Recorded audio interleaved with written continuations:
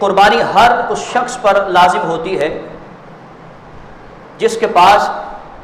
7.5 تولے سونا ہو یا 52.5 تولے چاندی ہو، یا 52.5 تولے چاندی کی مالیت کے برابر رقم ہو، یا اس کے پاس مالی تجارت ہو۔ آپ کو یاد ہوگا میں نے سابقہ جمعہ بھی مالی تجارت کے حوالے سے گفتگو کی تھی۔ آج پھر آپ کو مالی تجارت کی ڈیفینیشن اور اس کی تعریف بتا دیتا ہوں۔ یاد رکھیں کہ مالی تجارت اس مال کو کہا جاتا ہے جس مال کو خریدتے ہوئے یا جس مال کو فیکٹری اور کارخانے میں بناتے ہوئے آگے سیل کرنے کی نیت ہو، اس کو مالی تجارت کہا جاتا ہے۔ تو اگر مالی تجارت 52.5 تولے چاندی کی مالیت کے برابر ہو تو ایسے شخص پر قربانی لازم ہوگی۔ اسی طرح مال تجارت تو نہیں ہے، لیکن گھر کے سامان میں اتنا اضافی اور اتنا غیر ضروری سامان ہو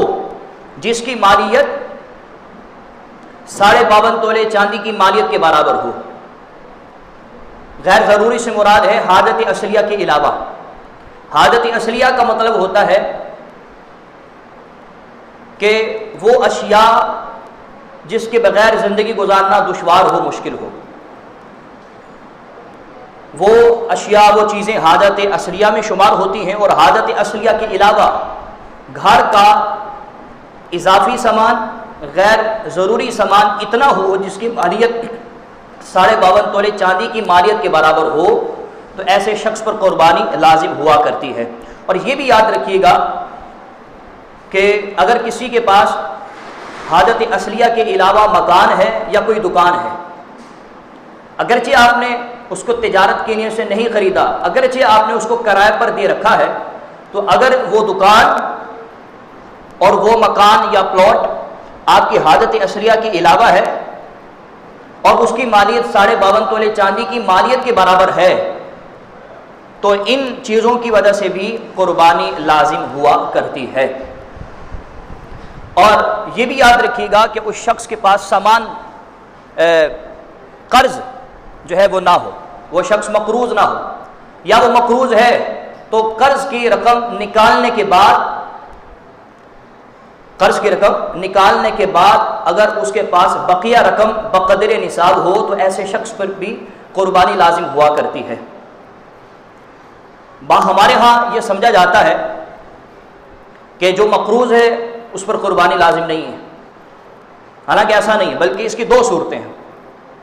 پہلی صورت تو یہ ہے کہ قرض کی رقم نکالنے کے بعد یا قرض کی ادائیگی کے بعد آپ کے پاس رقم ہے یا نہیں۔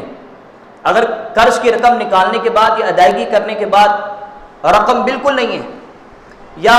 رقم ہے لیکن وہ بقدر نصاب نہیں ہے،